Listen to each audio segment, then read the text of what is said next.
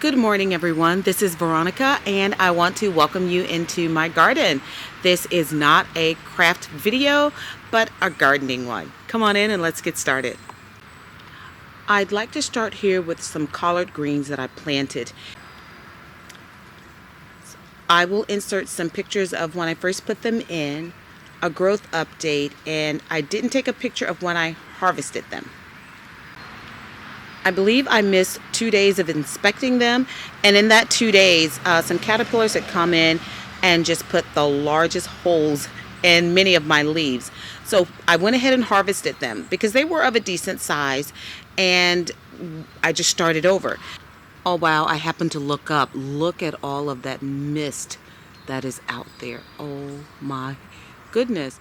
Now the netting you see on top is to keep the little flying mothy things out of it, and that is some tulle actually that I had from a project.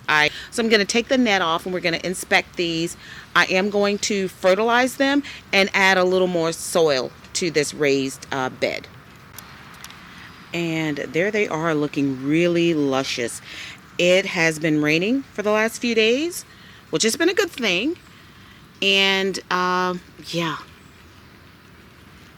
they are looking really beautiful. I harvested all of the bottom leaves down there. You can see that they're gone. And what I'm doing is, this is one that I left on, and you can see where the edge looks kind of eaten into. But in order for the photosynthesis process to take place, I needed to leave some green on here. So I am just inspecting these. This is one that was left on there so it could undergo photosynthesis, but this was the way it was. There's no new infestation on here.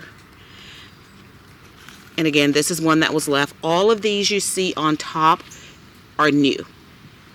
Any that have a hole in them or anything are old. Now this, what is this? Yep, that was one. Did you see it fly away? One of the little white ones. Now what I did when I had those was I made a mixture of alcohol and dishwashing liquid that I spritzed on there to help with those. And that's also why I put the netting on top to help keep them away. I'm hoping he landed since I have removed the netting. But these are looking really good. I do need to fertilize them.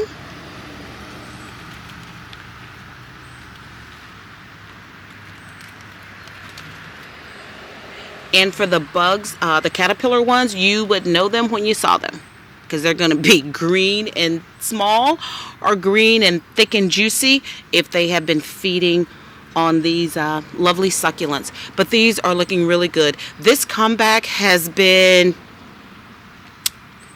2 weeks maybe? Yeah, 2 weeks since we harvested off those bottom leaves, and this is all the new growth. Now, in the spirit of disclosure, my deck gets full sun, and I do mean full sun, about 8 hours a day. So anything that I want to plant here and on this side of my house, they will get all the sun that they need. So I'm going to put the camera down while I get my fertilizer together.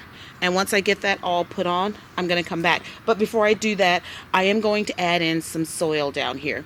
Now, if you're looking and you see these are some marigolds that I had, well, actually, no, they were in my little greenhouse, but somehow they got wet in the box, so all the seeds sprouted. So I took a handful and just threw them around in my yard, and I just tossed a few in here.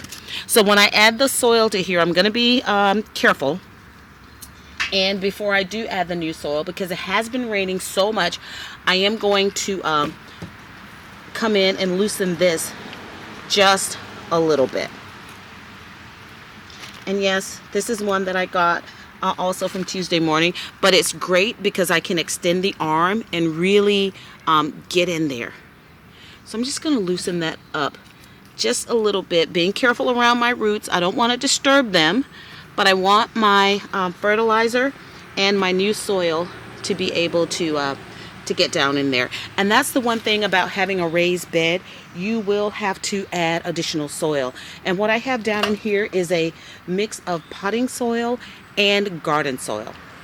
So let's get them fertilized. So here you can see where I put in my fertilizer, and because these are established plants, I have avoided putting it next to the root or the base of the collard greens. So now I'm just going to put a little bit more soil on top and then use some of my rainwater I collected yesterday to water that in. So I've taken some additional garden soil and covered over the fertilizer. I'm not going to disturb that soil anymore because I don't want that fertilizer getting next to my roots. Now for watering. This is some rainwater that I funneled into an old distilled gallon plastic jug that I had. I took the lid and punched some holes in there. And then I took a piece of that netting that I used to cover my greens that I put over here, and then I put this on top because I'm using old planters to catch my rainwater, and some of them still had a little bit of soil in there. So to keep from clogging that lid, I put this on here. So let's go over and apply a little bit of water. So you can see the spray coming out, and this is just with one hand. But when I get in there with two hands, I'll be able to gently water that in and also get any excess off of my, and also wash off any excess soil that may have popped up on my greens. I'll be back. Since this soil was already wet, I didn't need to add a lot of water to it. So it looks really good in there. This is one last look at those, and there are 12 over in there. And I am going to go ahead and recover those. Thank you for joining me as I've shared the progress and the results that I've gotten from my collard greens. I do live in zone 7, if that helps.